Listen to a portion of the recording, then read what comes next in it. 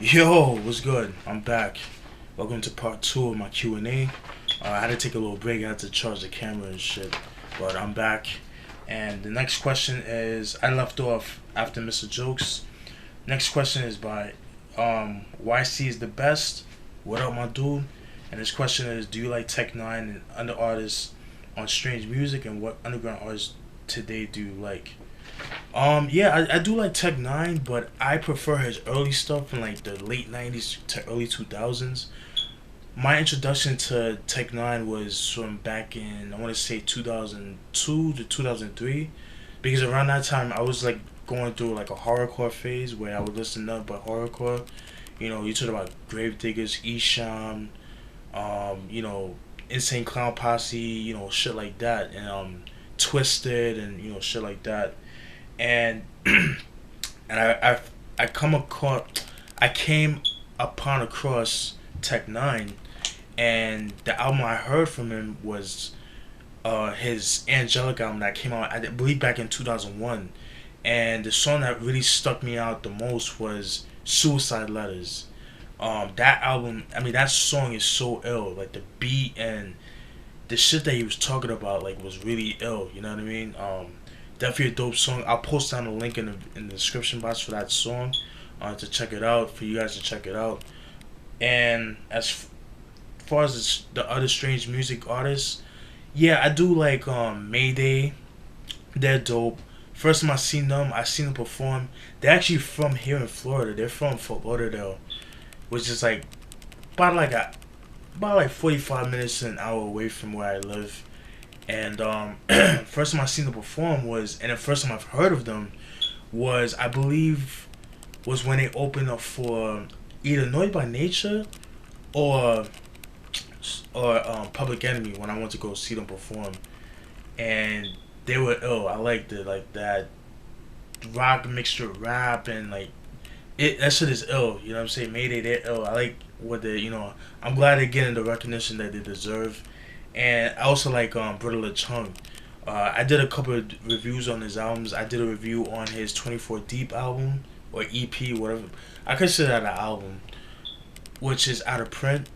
I did a review on the Season of Sickness album, and I did a review on his I did a review on his EBK4 album that was came out back in 2000, and I did a review on his Lynch by Inch album, which is a double disc album back in 2003. If you go on my channel, you type in Brother Chung, it'll tell you the name, like it'll give you the videos that I did it on. But I didn't do like a full length review on them. I just did like a semi mini review. I just started doing mini full length reviews. I'm gonna start doing that more, so I could get more, you know, so you guys get to know the album and to get more subscribers and stuff like that. And as far as underground artists, yeah, there's a whole bunch. I like people like Necro. I like people. There's a record label called Creative Juices. Man, those dudes are official. Yeah, the Low Lives, like I said again, they're underground. Thurston Howard Third and that whole movement, the Polo movement and shit like that. Um, yeah, Necro. There's a lot of underground artists. Like, I can't think of a lot right now because I'm just doing shit off the top of my head. But yeah, Creative Juices, check them out. Creative Juices. Couple of members, ID, that's spelled IDEE. Nems, he came out with a new mixtape called Coney Soprano, and then in 2010 he came out with an album called President's Day. Check that shit out. Um, you got people like Critical, Jice of Arsonist fame, shit like that. Like, I'll post down a link to the website. You can check them out as well. There's a couple other underground record labels I like, but I'm just giving you what just a few what I like and shit. Great question. That was by YC is the best. Next question is by Hip Hop versus Hip Hop. Dope name. What's good? His question was, just had a question for your next video about the Pusha T diss track to Drake, excuse me. Me personally, I think it's some BS. What do you think of it? Honestly, I didn't really pay attention to it. I mean, I've heard tits and bits about it. That Pusha T was talking shit on Twitter, and that's another thing. I hate Twitter. Like, you will never catch me on Twitter. Like, I don't like Twitter. I will never get a Twitter. If it, I have a Facebook, like, if Facebook goes down, that's it. Like, the only way you'll contact me is like through YouTube or some shit like that. I refuse to get a Twitter. I just hate it. I tried it, didn't like it, and it's things like that. I think it's so bullshit. The whole Twitter shit is stupid.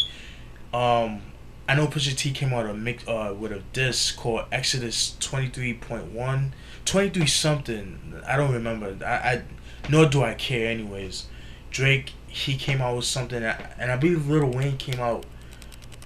He came out with a song called I think it was called like Goblins or Ghoulish or some shit like that.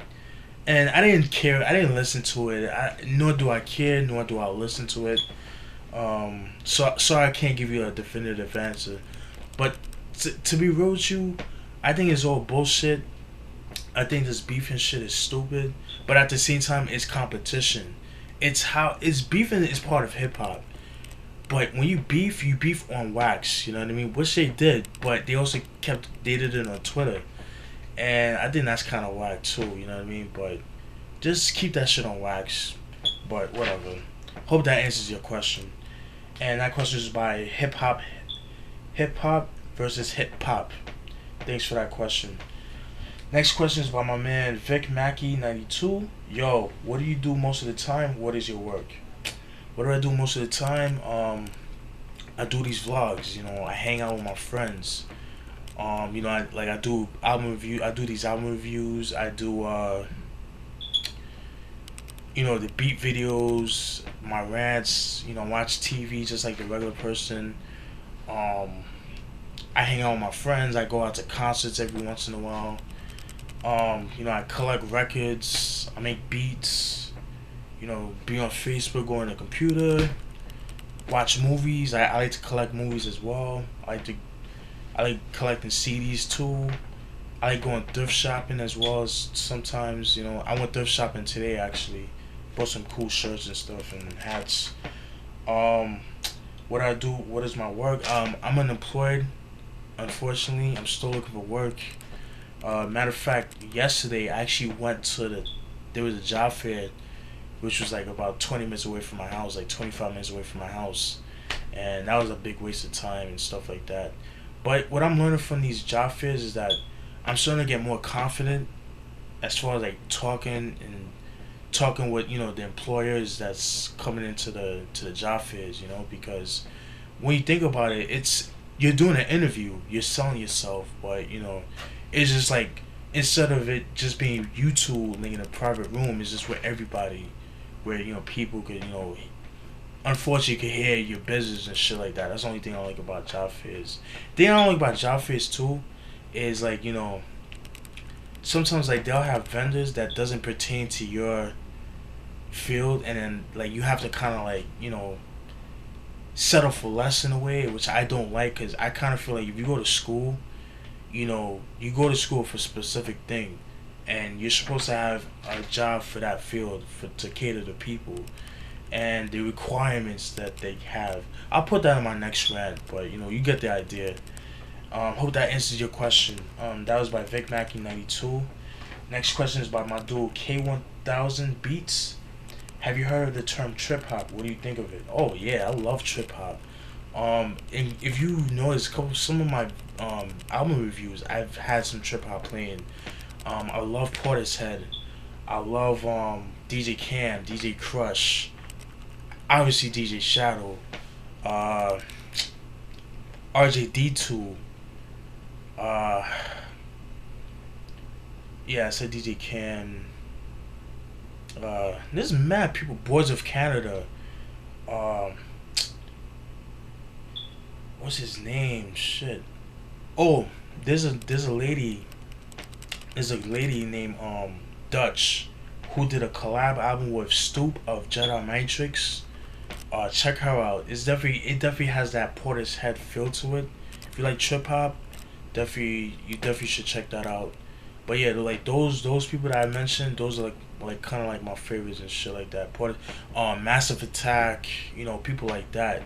Those people I like a lot. Those are, and I like that down tempo, lo-fi feel of the music. I kind of miss that music because because I remember it got popular back in the mid 90s, like early to mid 90s.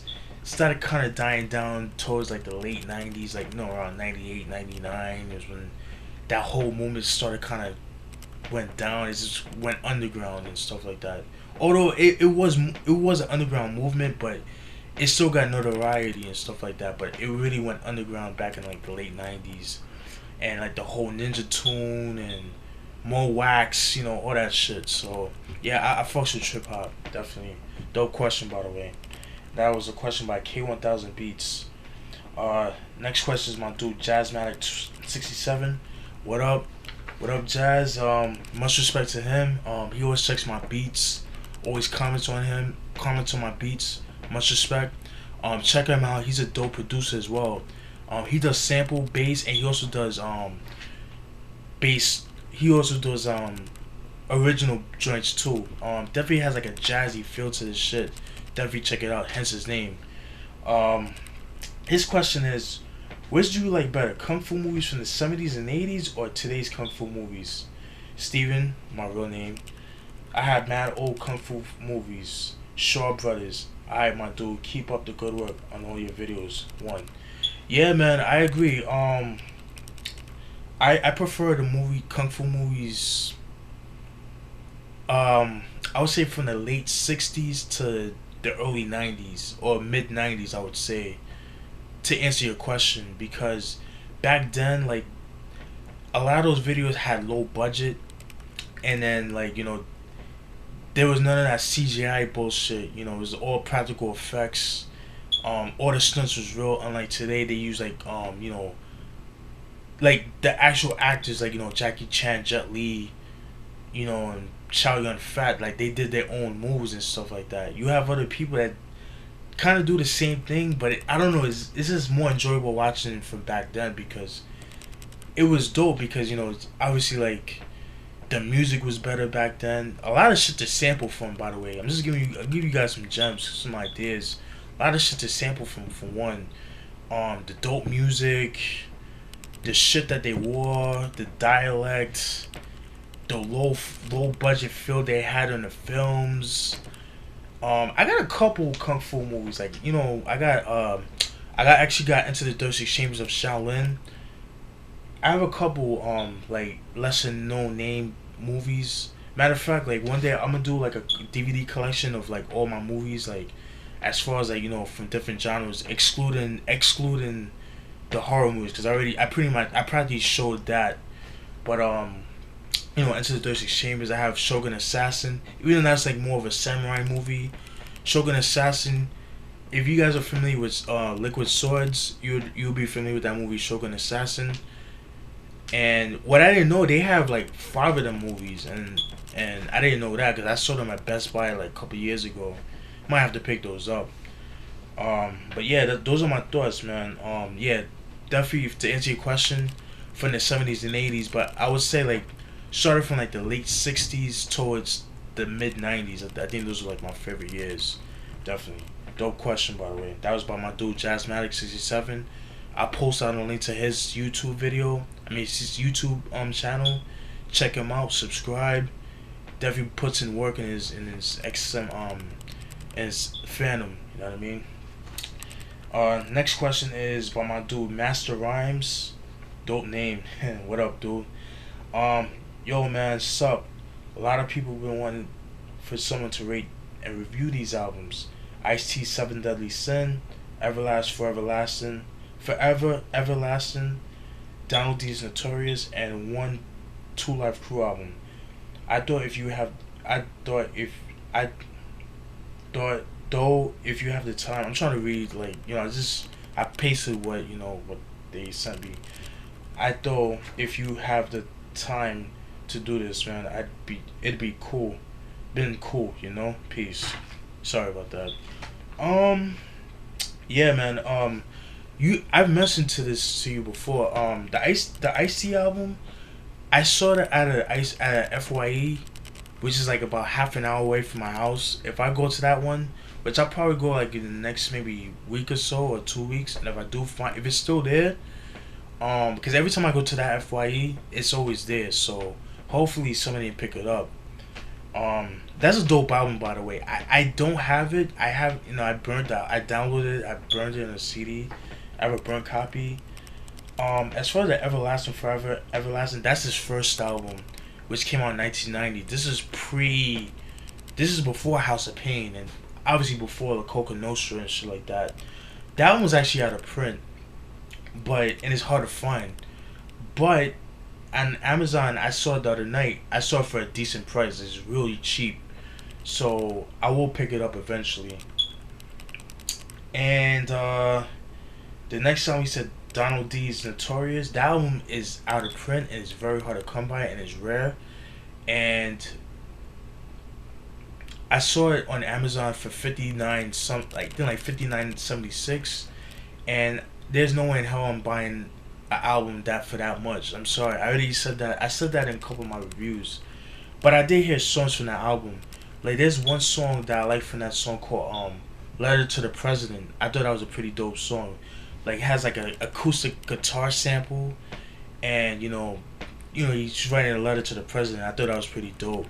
I'll post a link to the video. To that song, in the description box. If they have it on YouTube, I'll post it down the link. Post down a link in the description box. But yeah, and as far as Two Live Crew, I'm not too crazy about them. I'm not too crazy about their music, but I do respect their impact they had for hip hop as far as like, I guess like X-rated raps and shit like that. Even though I think they suck.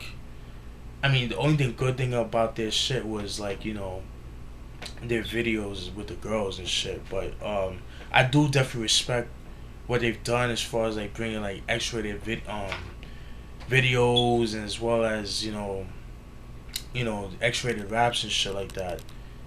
And so and then I remember they had like their little beef with NWA and shit like that, and then you had like the Poison Clan, which was like affiliated with Two Life Crew and stuff like that. But like I said, if I find those albums, I will definitely pick them up and I'll do a review. So hopefully that answers your question. And that question is by Master Rhymes. Thank you for that question. Next question is by Stolen Pictures. What are your all-time favorite horror films? I'm asking this more to hear some new titles. I'm assuming like recent titles. My all-time favorite horror films would have to be the obvious, like Friday the 13th. But the first four are my favorite.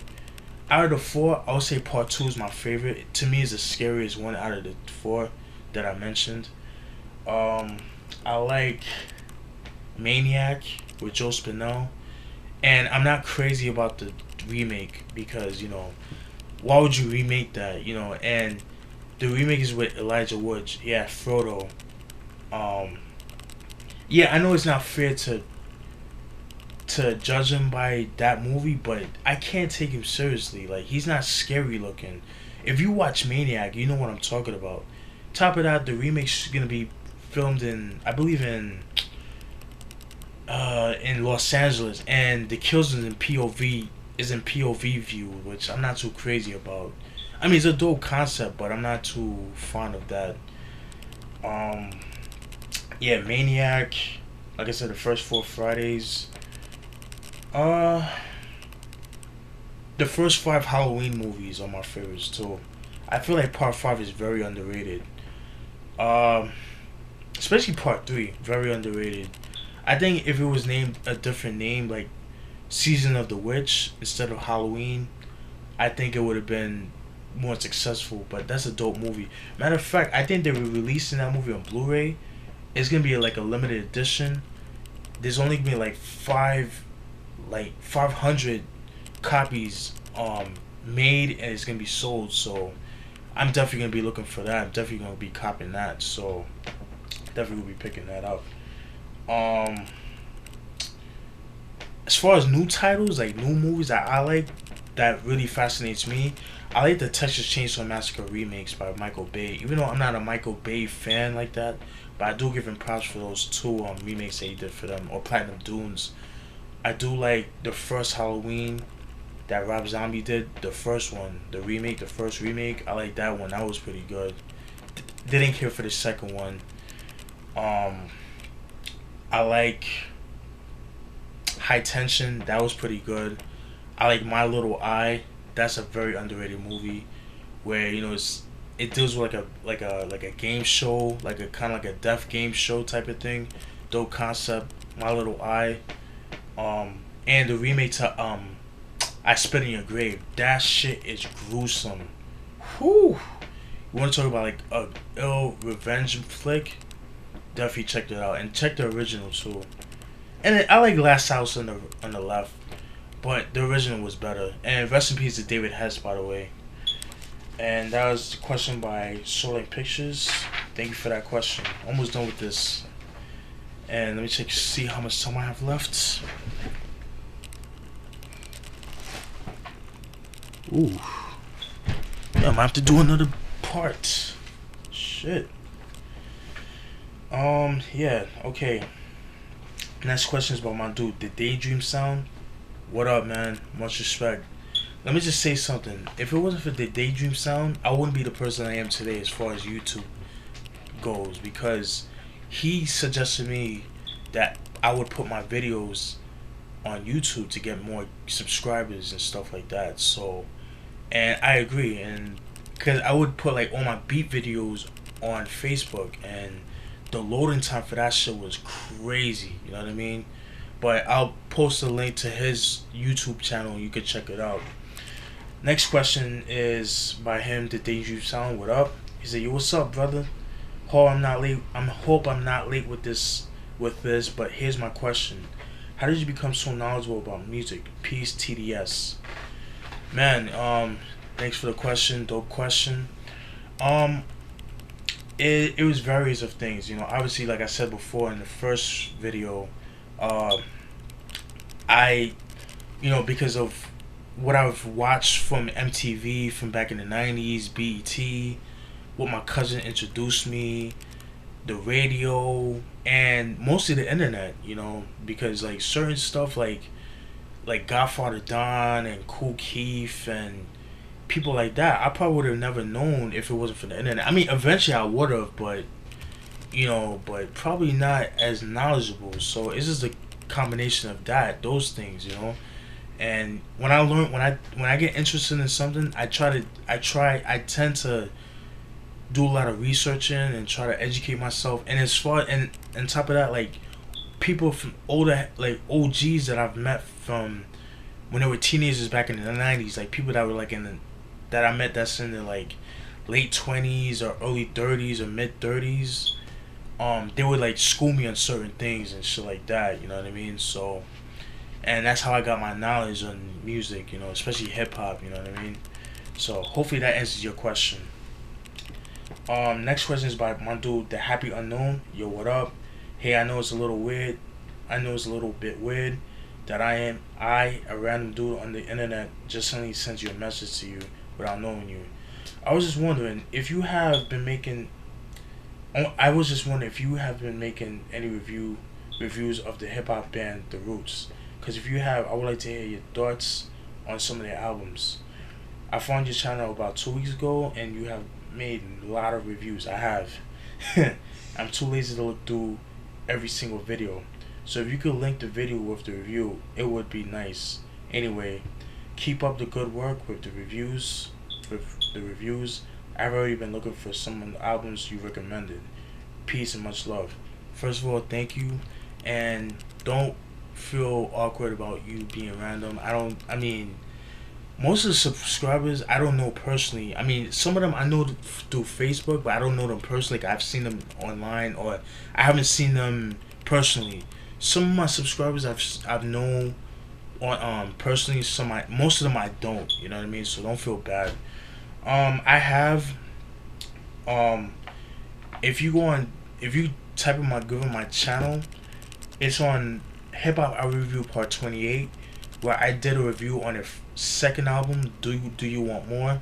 The reason I say second is because Organics was their first album, but that album is hard to find, it's very rare.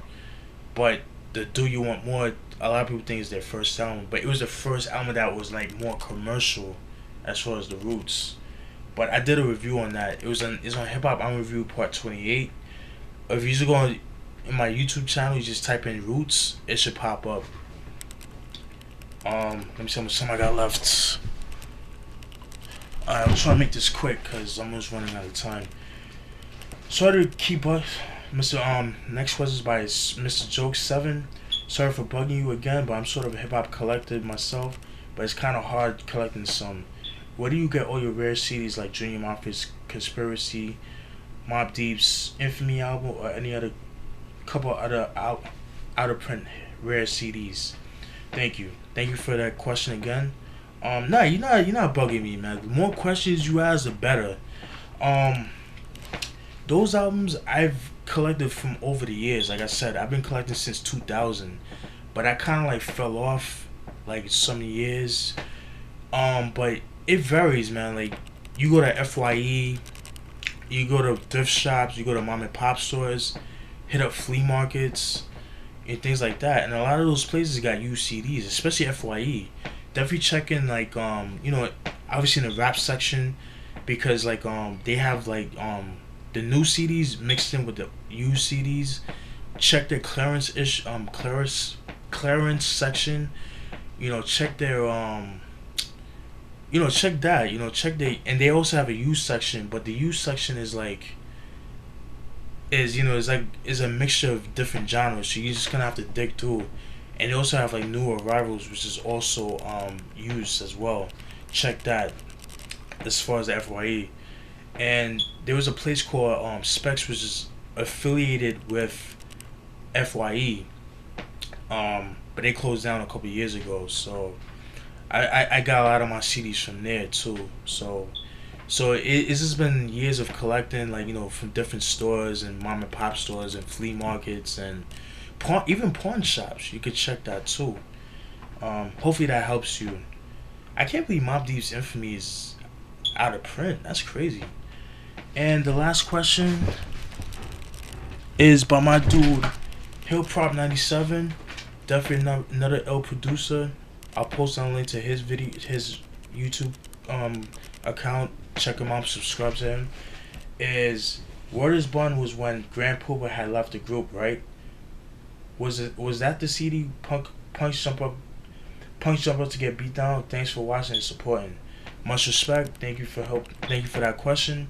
No, Grand Pooba left in the In God We Trust album. He left after the first album, One for All, because in '92 he did his first solo album, Real to Real, which I did a review on. Very underrated album, and he didn't come back until he did the Foundation album, which came out in '98. But also they have an album called Time's Running Out, which came out 2007. But that album was released back in 1997, but it got shelved because it was just too dark, and then they had to do Foundation to get more commercial fame. And that's it, folks. Hope you guys enjoyed the Q&A. Let me know what you guys think, and hit me up if you guys want more. Peace.